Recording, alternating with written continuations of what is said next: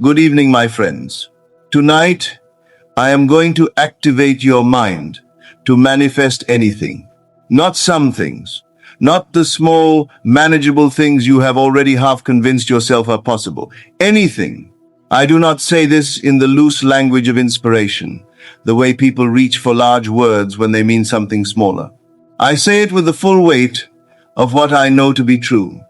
The mind you carry into this room tonight holds within it the infinite, unqualified power to reshape every dimension of your world.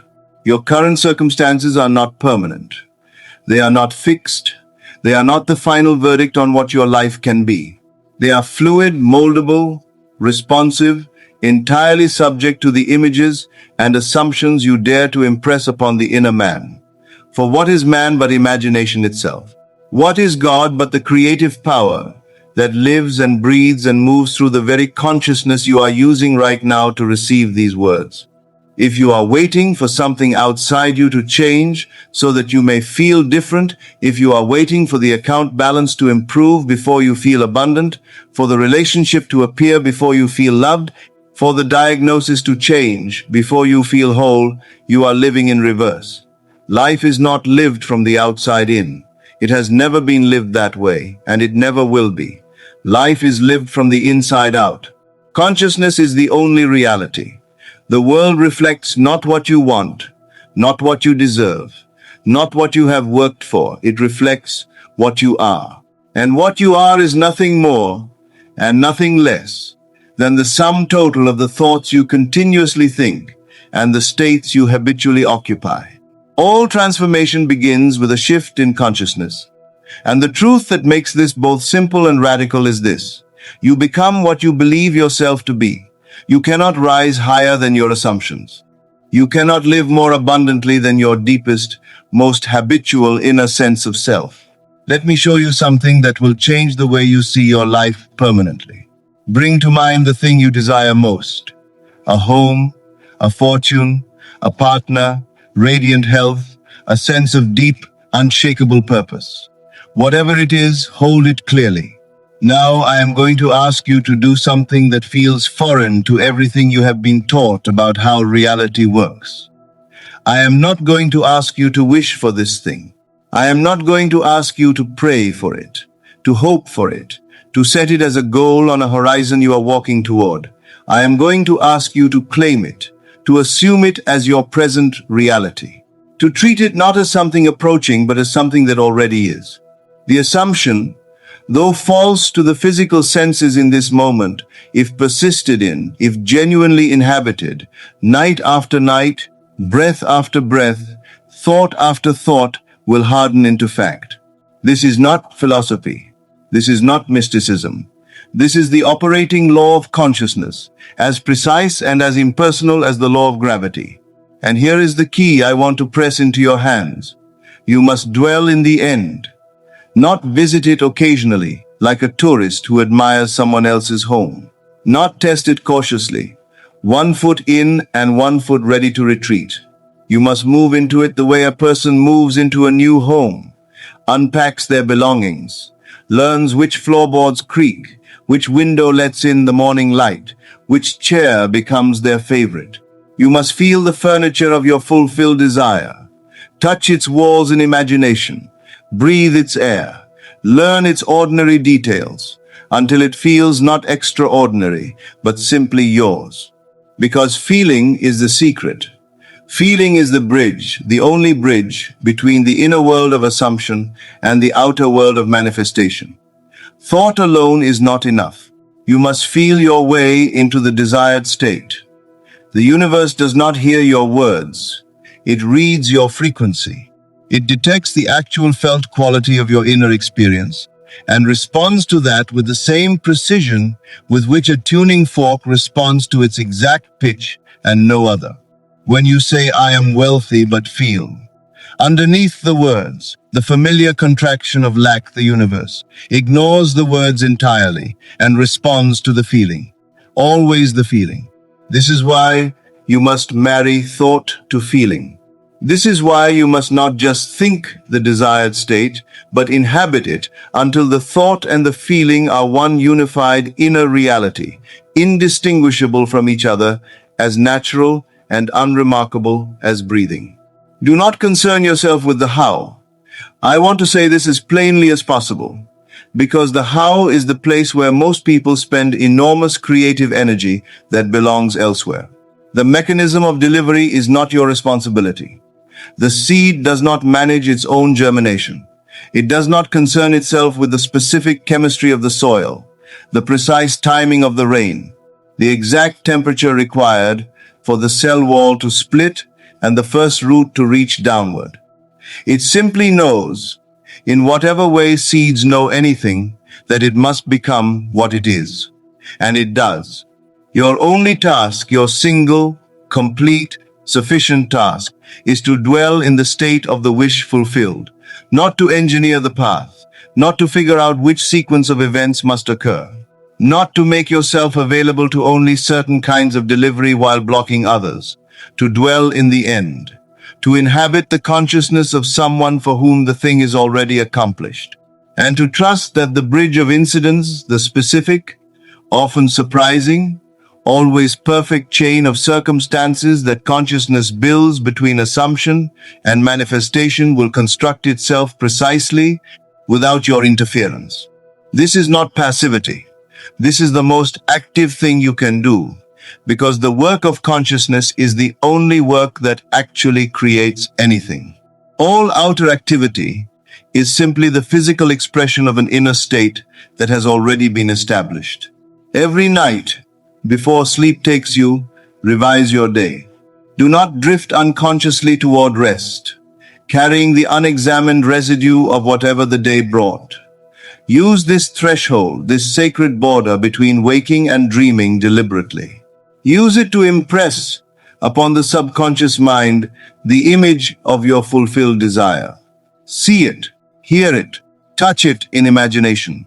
Let it become so familiar, so textured, so sensory and specific that it begins to feel not miraculous, but simply normal.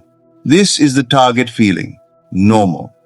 Not the electric charge of something hoped for, not the breathless excitement of something almost but not yet received. The quiet, unremarkable normalness of something that is simply and completely yours. The mind is always creating, even in the moments you are not paying attention. Every idle comment, every casual grumble, every reflexive statement of lack is a command issued to the subconscious, which accepts without evaluation, without discrimination, without asking whether you meant it or whether you would prefer something different. It simply receives and creates accordingly. This is why you must discipline your inner conversations. Not with force, not with the exhausting vigilance of someone trying to catch and correct every stray thought, but with the settled intention of someone who has made a decision. You have decided who you are. You have decided what is true. And from that decision, you speak to yourself privately, consistently, in the unguarded moments as much as the deliberate ones, as one who already possesses what they seek. Here is something most people overlook, and it costs them everything. Doubt is also an assumption. Fear is a form of belief. When you entertain these inner states, when you give them your attention, your emotional energy, your quiet, sustained focus, you are not simply worrying. You are manifesting from them. The law is impersonal. It does not evaluate the content of your assumption and reward only the ones it approves of. It simply reflects. Whatever you occupy, it creates more of. Whatever you dwell in, it expands. This is the terrible power of fear, fully understood. And it is also the liberating power of faith, fully understood. Because if the law is that precise, that reliable, that completely consistent, then it responds just as precisely to the assumption of abundance as it does to the assumption of lack, to the assumption of love as to the assumption of loneliness, to the assumption of health as to the assumption of illness. The law has no preference. It is a mirror, not a judge. And you can choose what stands in front of it. To activate your mind, truly activate it, not just excite it for an evening, but genuinely engage its creative power, you must first stop identifying with your past. Your past is not your identity. It is your history. And history, once it has occurred, exists only as memory. You are not your failures. You are not your traumas. You are not the patterns that formed before you understood what was forming them. You are awareness itself. You are the operant power, the living, conscious, creative force that chooses what to assume, what to inhabit, what to make real in the only laboratory that matters, the interior of your own mind. The moment you awaken to this, the moment it becomes not just an idea you find interesting, but a truth you feel in your body, you are free. Because if you can assume the feeling of your wish fulfilled, the law must build you a bridge to its realization. Not might, must. This is not wishful thinking dressed up in confident language. This is the mechanics of consciousness, as precise and as non-negotiable as mathematics. Your mind is the workshop of God, not a workshop God occasionally visits, not a workshop that occasionally channels divine creativity. The actual workshop, the place where all creation begins, in every life, in every era, in every dimension of human experience. Imagination is not fantasy. It is the very substance of reality. Everything that human hands have ever built began as a thought, a vision, a feeling of something not yet visible.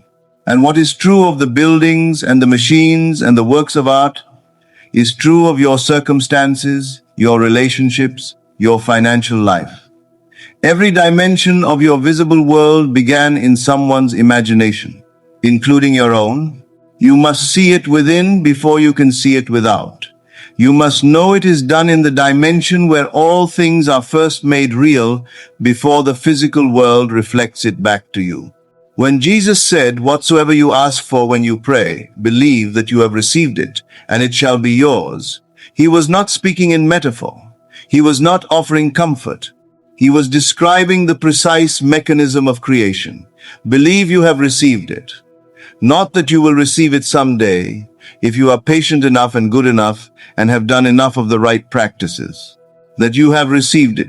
Present tense. Done. Established in consciousness, which is the only place establishment occurs.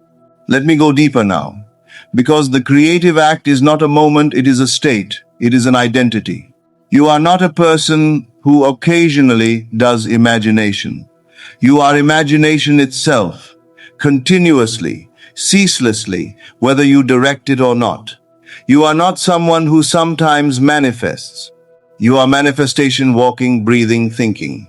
The degree to which you genuinely grasp this determines how quickly and precisely your world responds to you. Once you understand that your mind is the projector and the world the screen, you stop rearranging furniture on the screen. You go directly to the film, your thoughts, your assumptions, your inner speech, the sustained emotional atmosphere of your interior life. You change the film, and the scene must change. Not might change. Must. This is the divine mystery stated plainly. The world is yourself pushed out. Every person you encounter, every circumstance that finds you, every coincidence that seems to arrive from nowhere, all of it arises from the patterns of thought you have entertained, accepted, and sustained. If you want new relationships, you must first form a new inner self. If you want new financial reality, you must first inhabit the consciousness of a new financial self. You must see yourself differently, speak to yourself differently, respond to life as the version of yourself who already is what you desire to be.